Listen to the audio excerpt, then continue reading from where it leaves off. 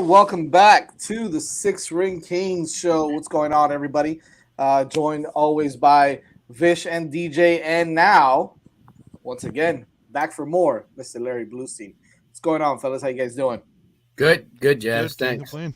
Awesome. Before we get it started, Vish, let's do things. Let's do a good, clean show today, right? We'll give a shout out to our sponsor.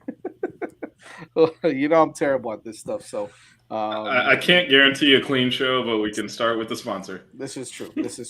Let's talk about Prize Picks. It's the official daily fantasy app of the 5 Reasons Sports Network. Make sure you're using the code FIVE, F-I-V-E. When you sign up, the Prize Picks will match your initial deposit up to $100, which is really nice.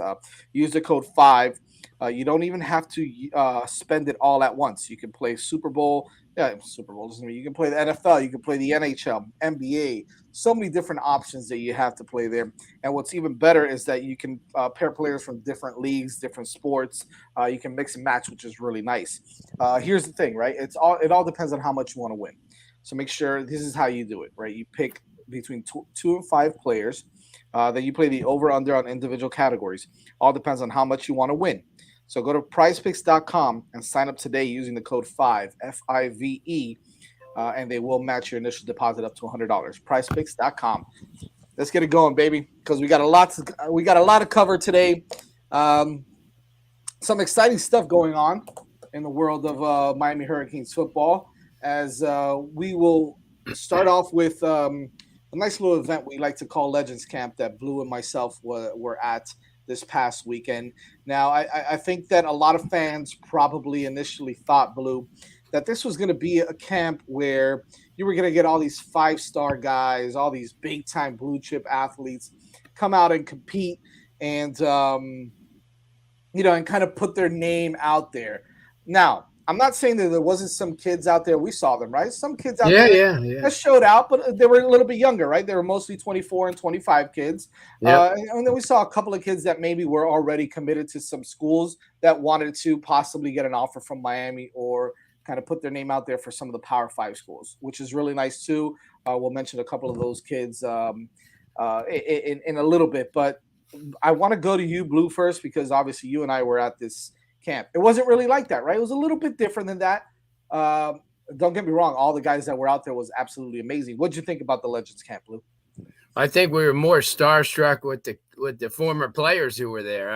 And we had a good time. I mean, and the great thing about that is they come out there, Jazz, and you saw, I mean, those guys will mingle around with all the players. It doesn't matter if you're a 0-star or 5-star. They'll, Michael Irvin, crazy, him, Ed Orgeron, which I saw when we were outside, and he came by, and his son is an analyst at the University of Miami. And don't be surprised if he's not involved pretty soon, because I mean he loves it. He had all the great guys, Jeremy Shockey, and getting a chance to see Martin Bibla, a former lineman who brought his son down, good looking kid as well. And yeah, it was really nice. And then outside, they went through the drills and one-on-ones, and we got a chance to see young Colin Hurley talk to his dad for a little bit, and it was good to see him, because he's going to be one of the stars, and probably somebody that not probably, he's going to be a guy. His dad grew up down here. His grandfather was a coach, one of the first coaches, I believe, at Miami Killian. So they have a lot of South Florida roots. And a lot of guys, the kid Jackson from Dillard, who's committed to Georgia, as you mentioned, a few kids that were already committed.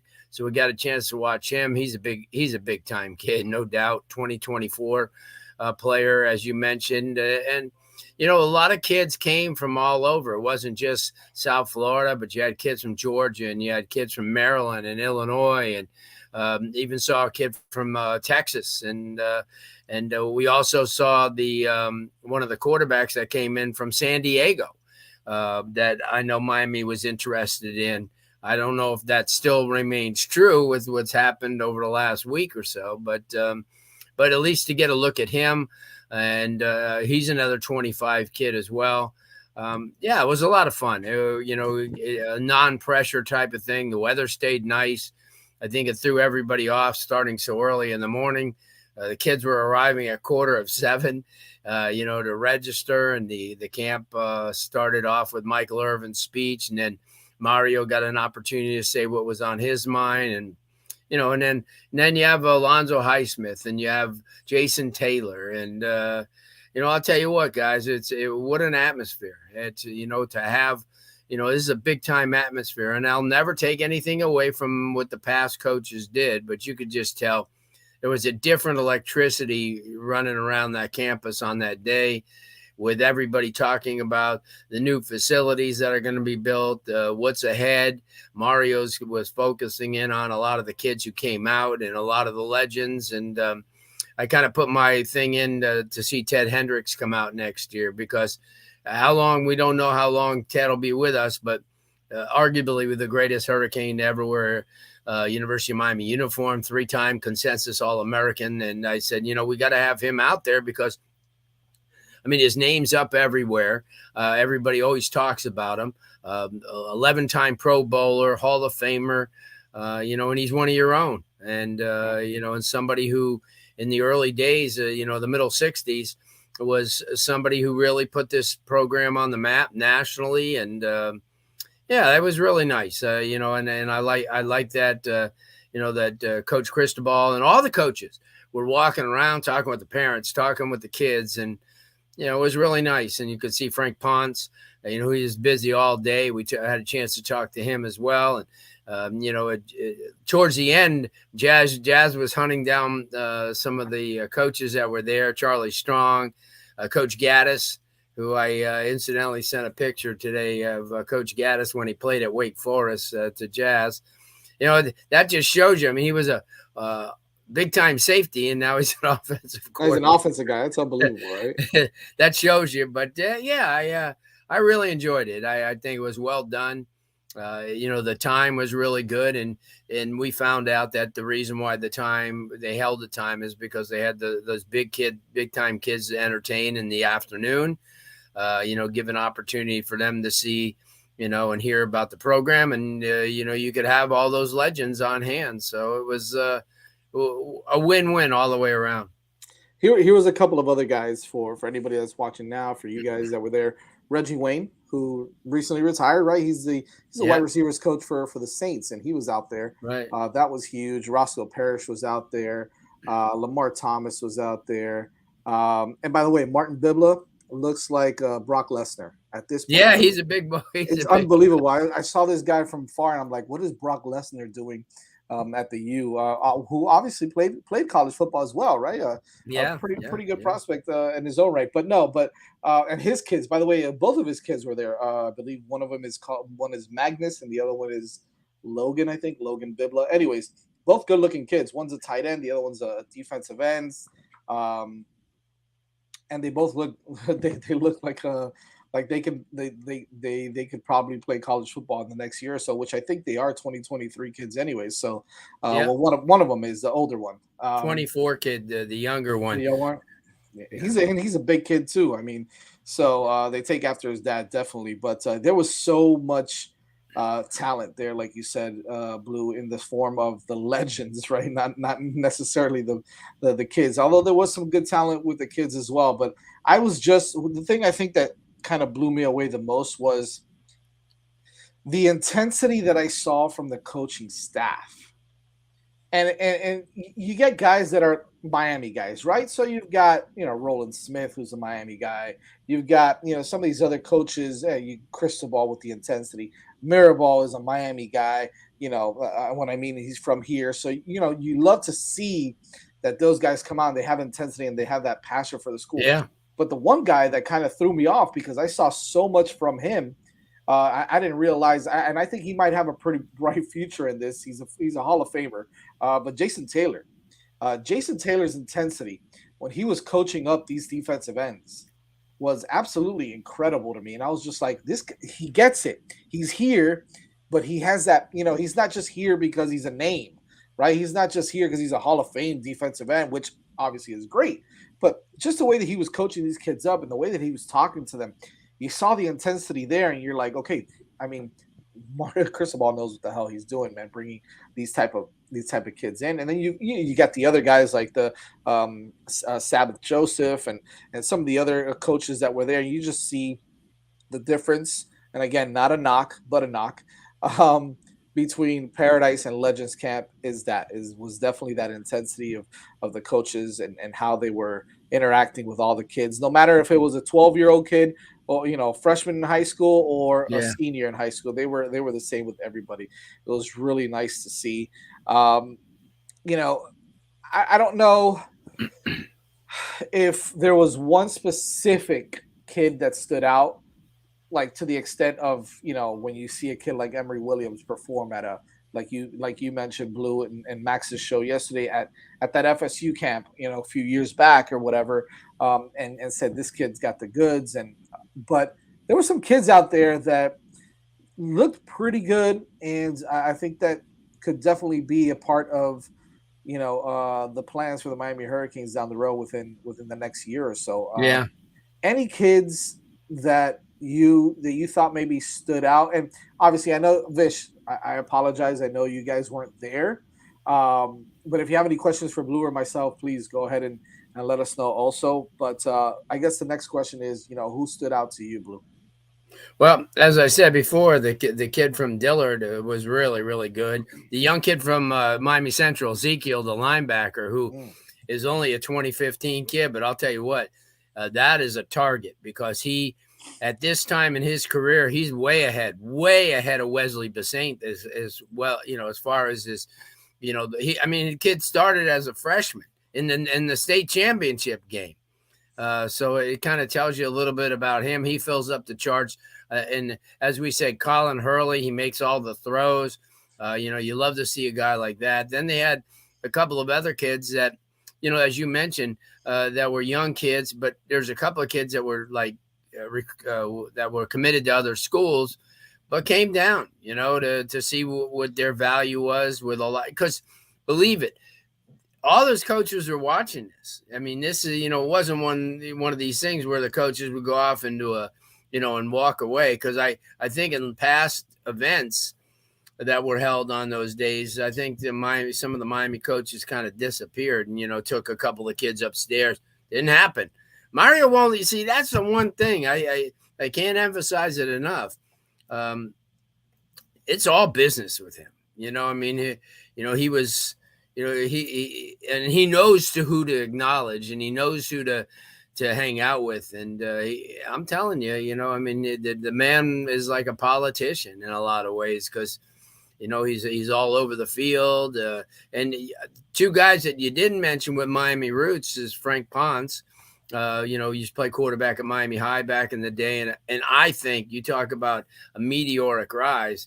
There's a guy that most likely is Miami's next OC, because we know that Josh Gaddis is a big time guy, and he's, going to entertain a lot of offers over the next couple of years. So I think when he moves on, you got Frank Ponce, who's really, I think is really good. You mentioned Sabbath Joseph, played his football at Miami Central. And the one thing about Jason Taylor, people don't realize, here's a Hall of Famer who's, his days are, of getting crazy or over. No. I watched him coach at St. Thomas Aquinas. That man hates to lose. And I'll tell you what, he loves coaching. He loves to compete.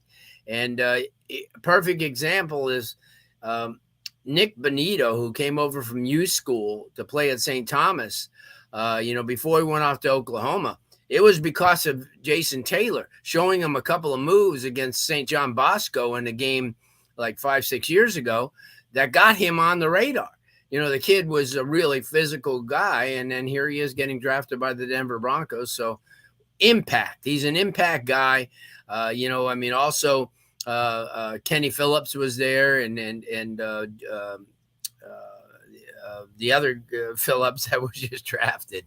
Jalen Phillips. Yeah. Jalen Phillips. Yeah. Greg Rousseau was there. He shows up to a lot of things, and being in the community, for a California guy, he's really immersed himself in the area. And I think that's the one thing you talk to parents, and that's the one thing, guys.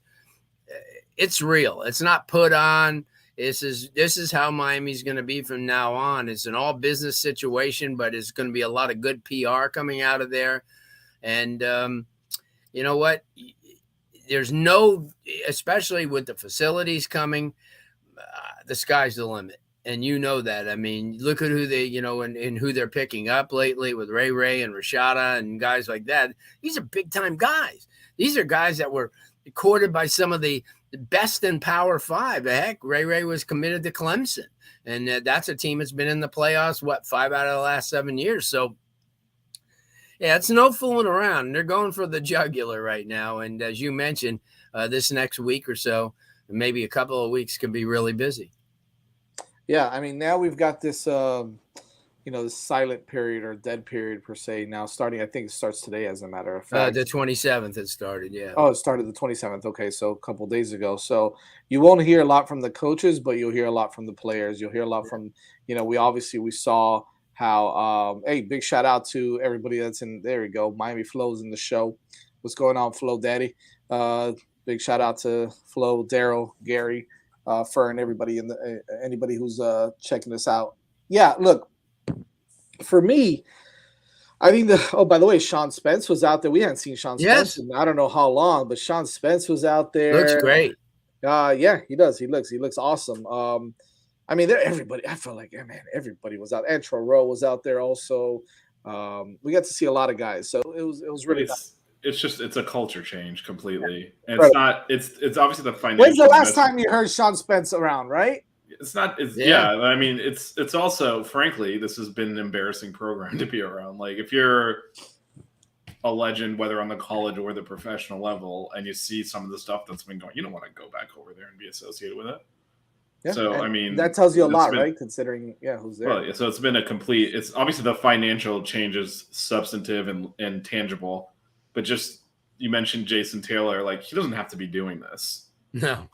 Right? It's that attitude of competing at the highest level. Ed Orgeron doesn't need to be doing this. National title. National championship coach, he does not need to be out there. But, people that are that successful have that drive, right? And they're channeling that now onto the field. So it doesn't matter what role you put them in. They're going to expect perfection and hold the team to that standard. It's completely different from what we've seen, where we've seen kind of bad football, bad practice habits, and kind of toleration of that. It's just that's over. It's not going to be all sunshine and roses. Obviously, it's going to be bumps along the way, but I think it's where you'll find the character of this program going forward is when they struggle and how they respond to it. And it's not going to be making excuses. It's not going to be saying, "Oh, we caught a bad break." It's going to be fixing it.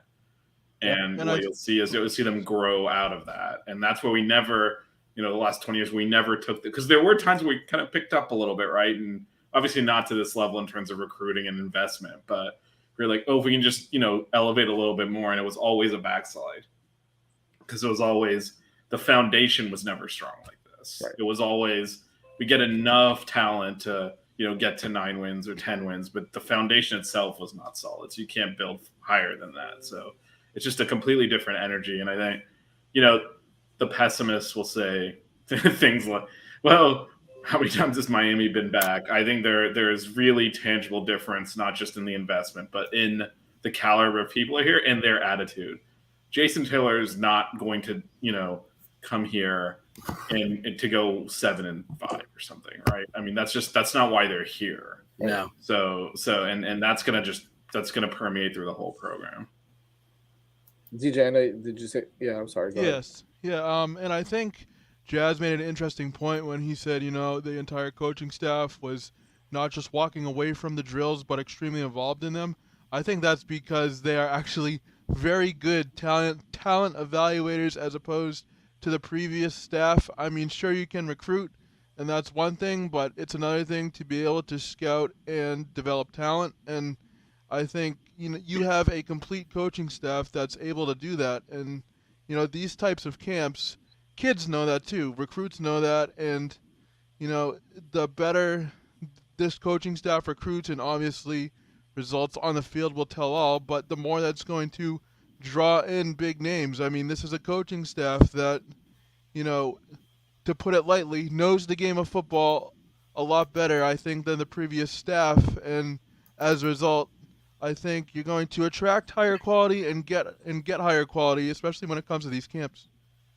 And and even the coaches that did stick around, which I think it was really just Coach Field, Stephen Field, you can just tell he's that type of guy, right? He's the type of guy that belongs here. So, um, moving along, because I think that listen, we got some really good news the past couple of days with some, as you mentioned earlier, Blue, some big time prospects. We'll start off first with the most recent one, which is possibly the most exciting one so far. Also, I think people don't realize how good of a player Nathaniel Ray Joseph is. Blue. You've gotten to see him a lot.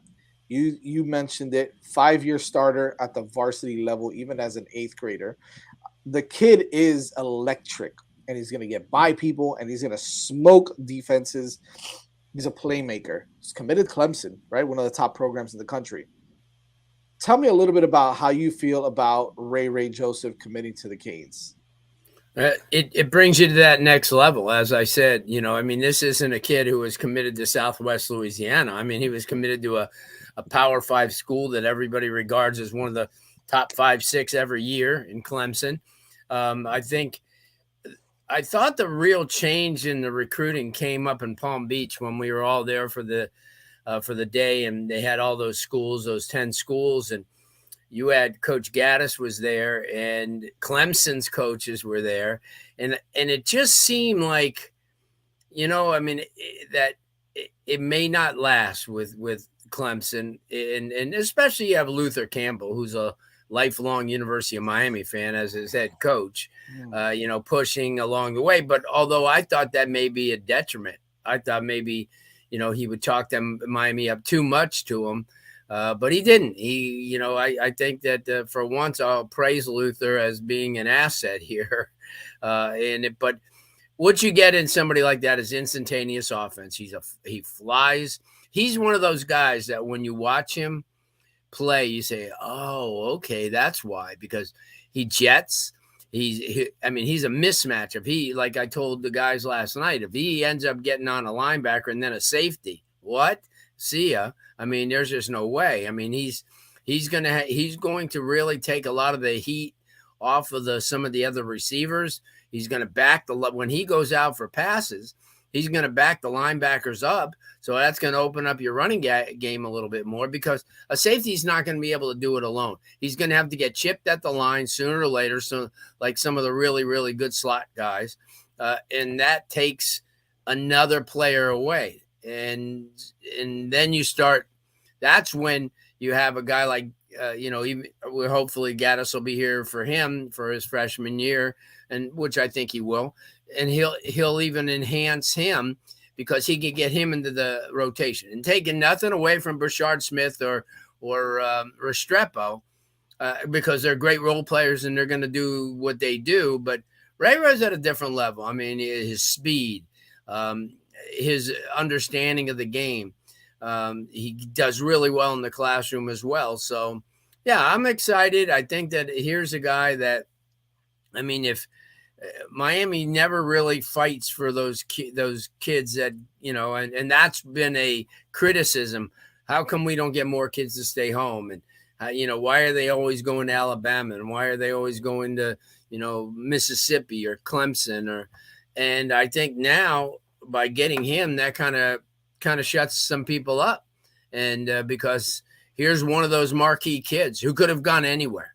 And, he chose to stay home and play for Miami. Everybody, and even as we'll speak about Rashada, they all mention the future. And they all mention that what's happening at Miami is something special. So that's where you're going to get. So, Blue, is that the answer to Edward's question, which I put on the screen? Like, why didn't the prior staff really go in for Ray? Was it just they weren't up for the fight, essentially? Yeah.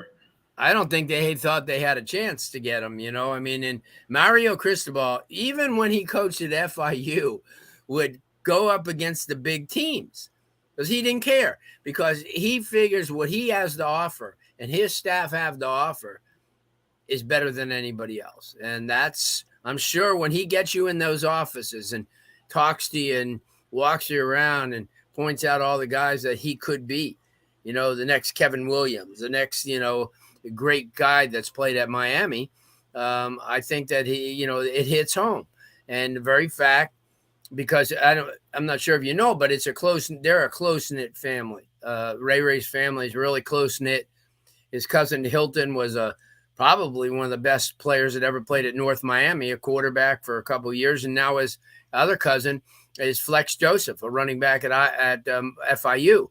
So the family is just really close. And I think that had another, because I talk to the family a lot, and I know them, and I've known them ever since, because of his youth football ties, and his uncle's head of Northside Optimist. And I think that was one of the reasons why, Jazz, and to answer the question the gentleman said is, I don't think the other regime really could have pulled him in. And they were there. The Penn State coaches were at that day, and I think Miami really made a dent that day, from Coach Gaddis staying from 11 o'clock in the morning till 10 o'clock at night.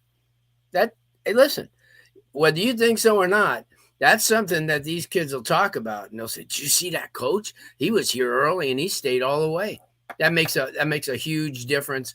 Mario Cristobal learned that from Greg Schiano.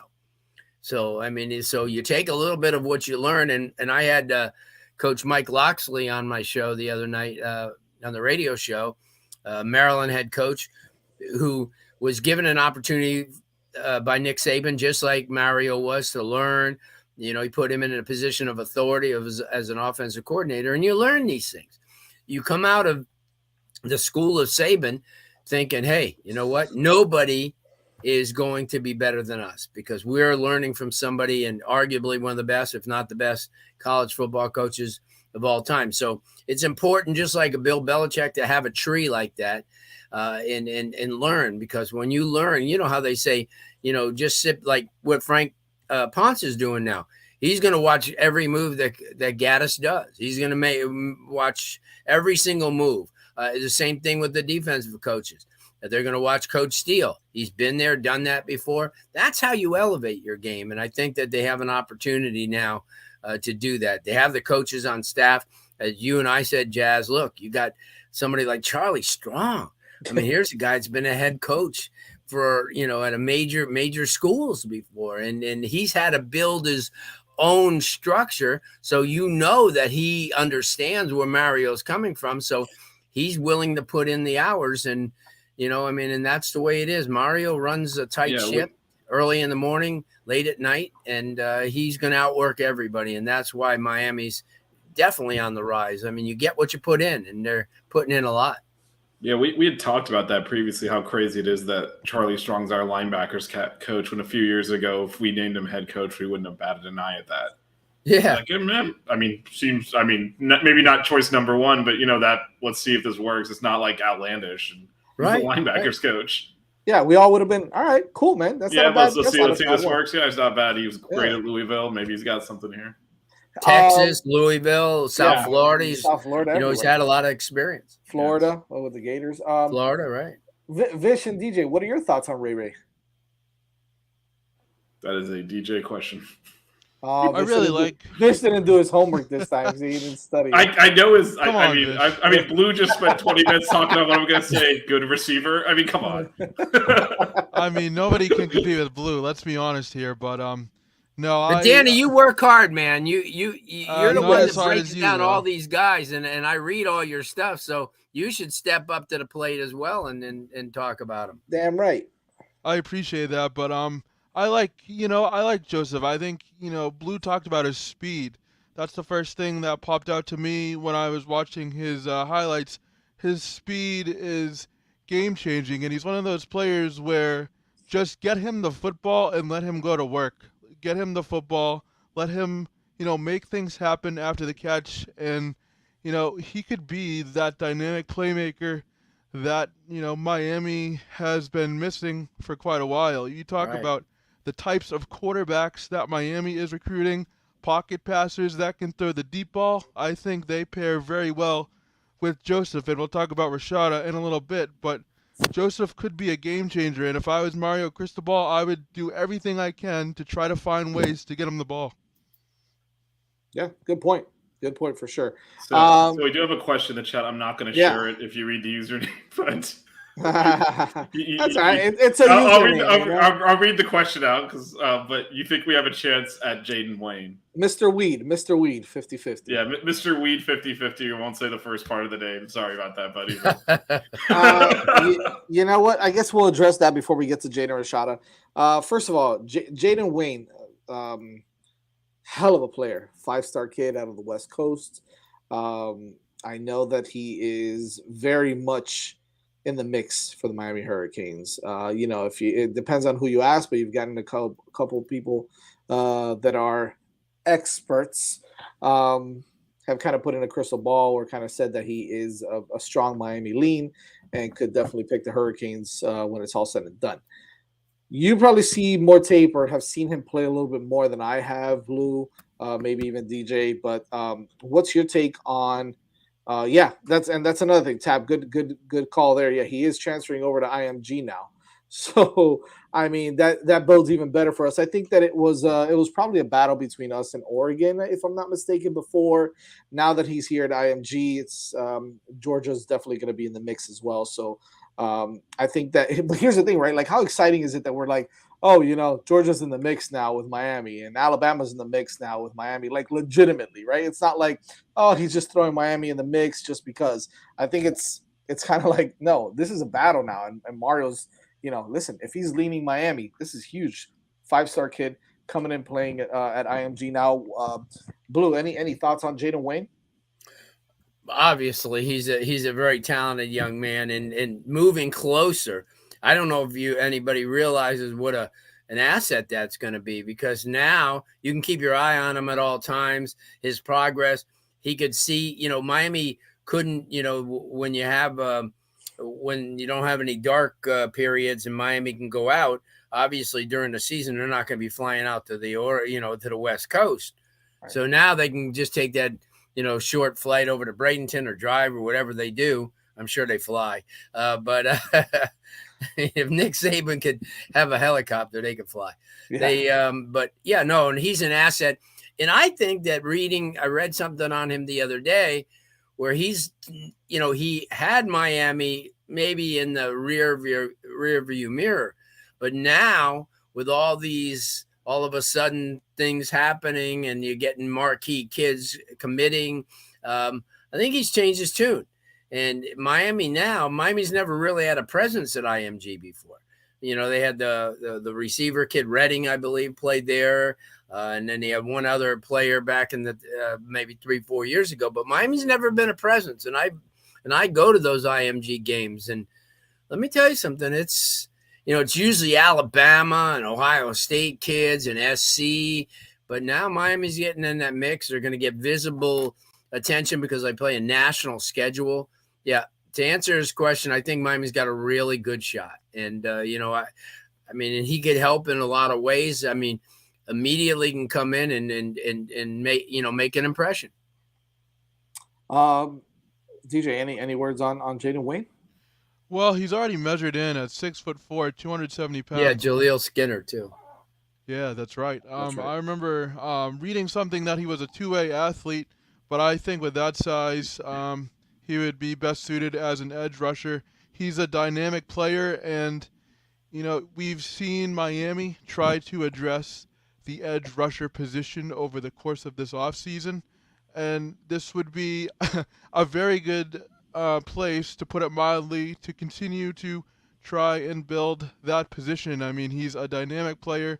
He's the type of player you need in today's game of football. Like I've said before, edge rushers now have their own category in NFL free agency. So, that just speaks to, how important a good edge rusher is and, the type of talent he can bring to the table, because, boy, he is a good one. By the way, real quick before we continue, it's no surprise here. Blue, you just posted on Instagram a little while ago the top 25 for high school football, and there's no surprise. IMG is ranked 4th in the country. So I mean, That's huge. Miami right Central there, gets to right play there. them there this year. And you got Chaminade Madonna. Miami Central's 8th in the country. Madonna's 7th in the country. St. Thomas 11th. And you've got Buford, Georgia, another school that I know Miami likes to recruit at. Westlake. American Heritage is number 15. You got Grayson, number 24, which I think Jay Garcia played at Grayson, right? If I'm not mistaken. He was at Valdosta. Valdosta. Okay. Grayson was Thomas Davis, maybe? Yeah. Okay. Well, Gotcha. Grayson's had some pretty they've good had some teams. really good players. Yeah. Yeah, they give Florida teams fits when they play. But Chaminade beat Buford last year 7-0 up there. Wow, that's big time. And then Lakeland's number 25, which is home of Cormani McLean now. Who's in a bunch of other guys that used to be at Lake Gibson. Well, yeah, right. Don Bosco, another one in New Jersey. Anyways, so there's, a lot of those schools. Guess who's there recruiting a lot of those players? Yeah, it's about time, right? It's about time. So again, Jaden Wayne is another big time guy. Shout out to the general who's in the chat. Sup, gentlemen? Hope all is well. Blue the legend, of course, always, baby. Sosa, what's going on? Alexander Sosa, 6 rings. How you doing, Blue? Degenerates in the house. Yes, sir. Degenerates are always in the house. We do appreciate you guys checking us out. All right, so let's get on to another one who, I guess, anybody who's not in the know of what's going on with recruiting. We took a second quarterback in this class. Not only did we take a second quarterback, we took one of the top quarterbacks in this class, right? Top 5 quarterback in the country, if you ask me. Elite 11 participant now in the finals, along with Emory Williams. Who, I was going to say, you have 2 of them. Two Elite 11 guys that are committed to Miami. I don't think another school can say that right now, which is pretty big, and they're out there in California right now doing their thing. So we spoke about Emory last week. Now we got Jaden, who committed on Sunday.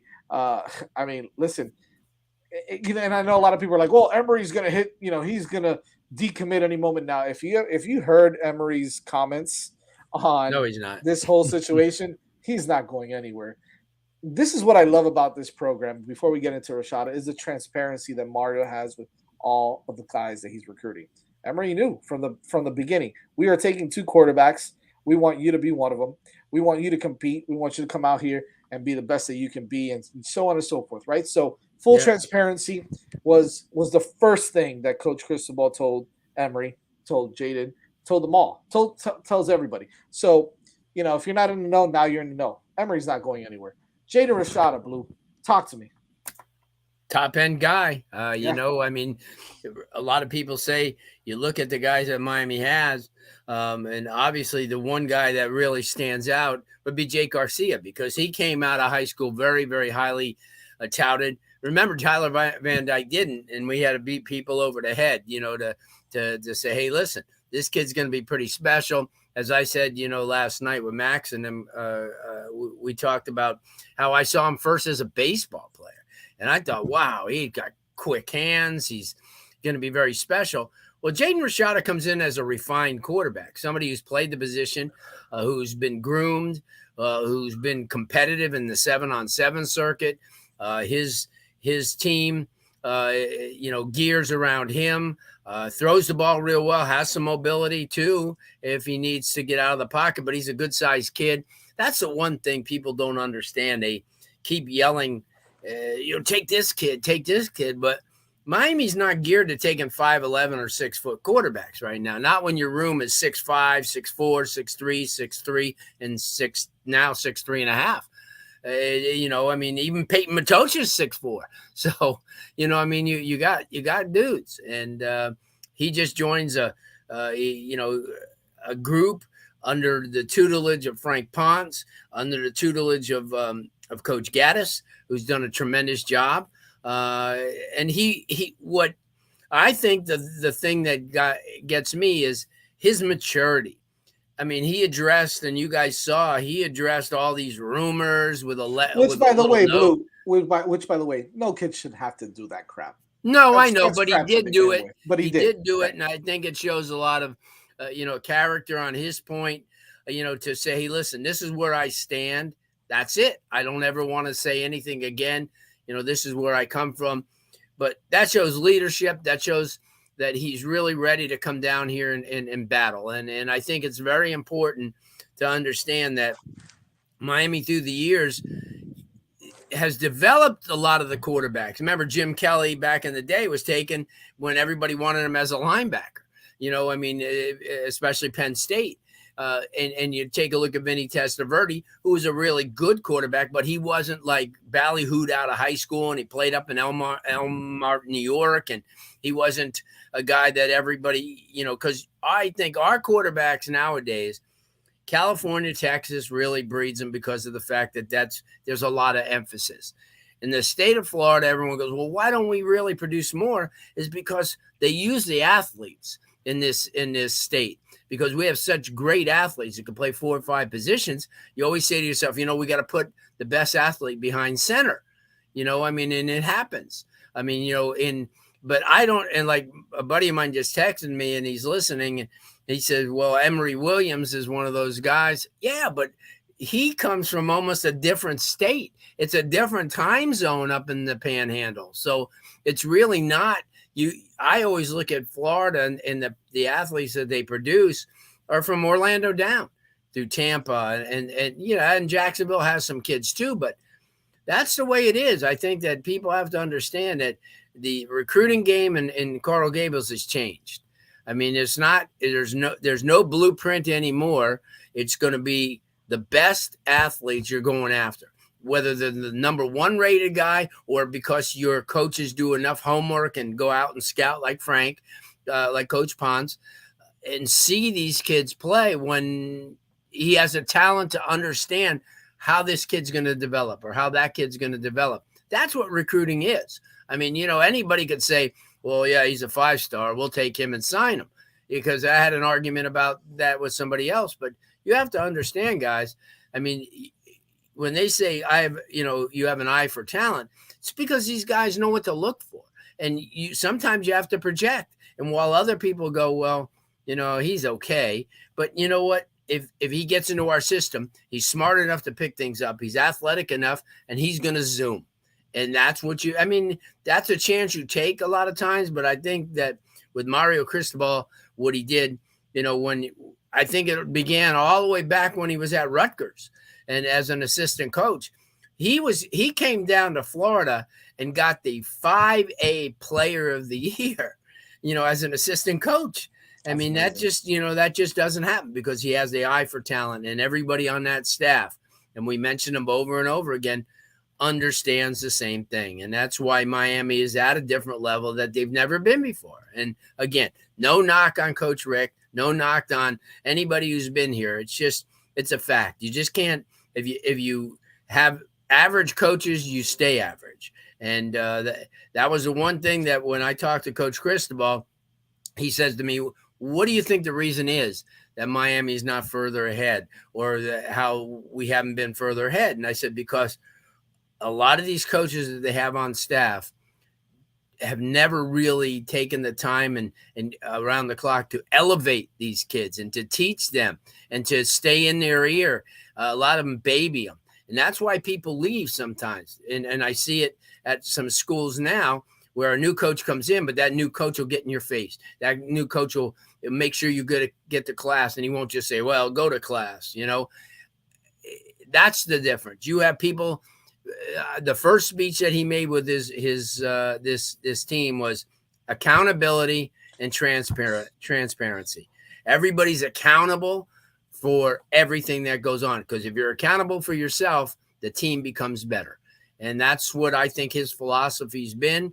And I think that's why Miami is on a path that they haven't been like, since Jimmy Johnson and Dennis Erickson and those guys were here around. So, yeah. And I think that people like Rashada see that, even afar away, he could see it, because remember we talked about the perception, Jazz, that, around here, we understand that Miami's on the rise and they're doing this and that. But in Lompoc, California, they have no clue. All they are to them is a 7-6 team, that has struggled in the past. And that's why you got to give everybody credit, because Miami's yet to play a game, but they're really doing such a great job now. Imagine when they put together 9 wins or 10 wins in a season. It's going to be magic. Yep, I agree. DJ, closing out on Jaden Rashada. What's your take? Very good quarterback. When I watched his highlights, I was impressed with his ball placement. He has a purpose for each throw. If he needs to go high, he goes high. If he needs to go low, he goes low. A very good deep ball passer, and someone, much like the receivers match up well with the quarterback matches up well with the receivers that Miami has gotten. So we've talked about, fits throughout the entire program, whether it be the running backs and the offensive linemen, yada yada, the quarterbacks and the wide receivers, Rashada and these receivers, they will fit very well. He's a dynamic playmaker. He throws a very good ball, and this was a massive get for Miami. I'm excited about it also because I think that this quarterback room is just absolutely insane, man. I to have all these guys in there and all these guys that are going to be there, right? Like, look, listen, I'm not saying that could one transfer out. I know you spoke about it, Blue, Peyton Matocha or something like that. Yeah, it could happen. But when you have that type of competition in one room like that, they're bound to just be absolutely incredible. Right. Someone's going to stand down, someone's going to ball, and that's what you want, and you're getting that now already. So I'm really excited. I agree. And Vish, that you have a guy like Jake Garcia who is as highly regarded as anybody. Yep. And he's right there in the mix. He's not going anywhere. So that's what you're going to get next year. When Van Dyke moves on to the next level, you're going to have, it's probably next spring is going to be probably the most fun spring to watch because it's going to be crazy. Oh yeah. It's all about building depth. And that speaks to the strength of the program right now and the confidence in it. Cause Jake Garcia could easily transfer. I'm not, I can go somewhere and start right now. Right. But he wants to stick this out cause he wants to be here. Yeah. Pretty exciting. And if he wasn't hurt, he may have been in this situation where Van Dyke's in. So yep, very true. Shout out to Lex in the building, Mark Stamper. Yeah. We'll answer real quick. I'll answer that quick question from Mark regarding recruiting and if we're going to go to other states that aren't necessarily talent rich in football or have great football talent. You've seen them do it before. Connecticut's not huge on talent when it comes to football. TBD played in Connecticut. You're going to see them go and grab one guy or two guys. Obviously, they're going to concentrate more on the Californias and the Texases, obviously your own state of Florida, Georgia, things like that, more than anything else. But at the same time, man, where there's talent, these guys are big-time talent evaluators. They're going to find it, and they're going to be able to come out and get some of the best players that even the school, even the states that don't have, just a ton of football talent, they'll find them and they'll be able to see it. So the other thing I would say that is what we talked a lot about the South Florida ties for a lot of people on the staff. There's also they've worked all over the country. Gaz is at Michigan, a lot like Mario obviously is at Oregon, so they'll have connections. Even though now, obviously, like Jazz said, lock down your home area first, right? We're going to be focused heavily on South Florida in particular, but if there's a kid coming up, in the Pacific Northwest that looks like Miami type talent. Like Mario knows the coaches out there. Right. So yeah, I expect us to be able to cast a wider net just because one of the issues we struggle with over several cycles of previous staffs is very insular in our hiring. They've been at Miami or they've been around this for a long time. They don't have that wide network. So he's assembled a staff that has experience everywhere. So they're just going to have more connections to be able to take advantage of that. Yep, absolutely. Shout out to Les. What's up, U Nation? What's going on? Sosa, yeah, regional connections and expertise. That's exactly what it is right there. So many coaches from so many different places. They're definitely going to find the talent wherever it is. Since we don't have much longer, we've got like 3 or 4 minutes, and that's fine, man. Recruiting dominates the space right now, anyways. So we're excited about it, but we do want to mention something that a lot of people are actually excited, and some are maybe disappointed that. That it kind of turned out per se the way it was is the scheduling model that the SEC and the ACC has come out with now, starting in 2023. It's a 3-5-5, if I'm not mistaken, Vish. You can it's a talk to us a little bit 3-5-5 about that, model, yeah. which basically means there's 3 ACC teams you play every year. So you kind of cycle home and away with those 3 teams, and then there's 5 that you play in 2-year sequences. So you play home and away against those teams for 2 years, then you don't play them anymore for the next 2 years, and you play the other 5. And then if you do the math, that's the whole ACC. So the big positive is, you don't go 8-9 years without playing a team in the ACC, which is what has happened in the past. Right. If they're in the Atlantic and they're not Florida State, we hit them sporadically. Now it's within 3 years, essentially, you will have played everyone at least once. But you have 3 primary teams. Yeah, and so those you play every year. So Florida State was an obvious one. The other 2 that they gave us were Boston College and Louisville, and I think, at least for me, and reading my Twitter feed and kind of actually looking at Virginia Tech fans as well, I can't believe they killed that rivalry. That is. We don't have a lot of long-standing rivalries. Like Florida's a rival that won't play us. Virginia Tech, we've been playing them for 35 years or whatever it is. For them to kill that, like going back to our Big East days. That's been some of the most fun games that we've ever seen. I don't understand. It didn't really make sense. Like, we don't really have anything going on with Louisville. I'm not sure why that choice was made. And one of Virginia Tech's teams is Wake Forest. It feels like they could have easily switched that, had us play Virginia Tech and have Wake Forest play Louisville. So we're not going to play Virginia Tech every year anymore, which to me was I'm a big fan of this format. I think this is way better. I like to hit every team. And actually now if you go to college now, like in the ACC, and you stay for your 4 years, you'll have played every ACC team home and away at least once, right? Which is much better in my opinion than you play Clemson once every 8 years. I think it's cool. Right? I'm good with it. Yeah. I'm good with the schedule. I like it. Yeah, I definitely like the format, but I still don't understand how we're not playing Virginia Tech. What about Boston College, DJ? How are they feeling about playing Miami? Well, because they've done pretty well against Miami. I don't know. You heard it right there. You heard his answer. I don't know. I mean, they have done pretty well against Miami. Doug Flutie would like a word with you, Jazz, and that would be one. That at would least be he could one look at Miami me in the game. eyes. At least he could look at me face to face. You know what, Doug Flutie, Jazz, Doug Flutie.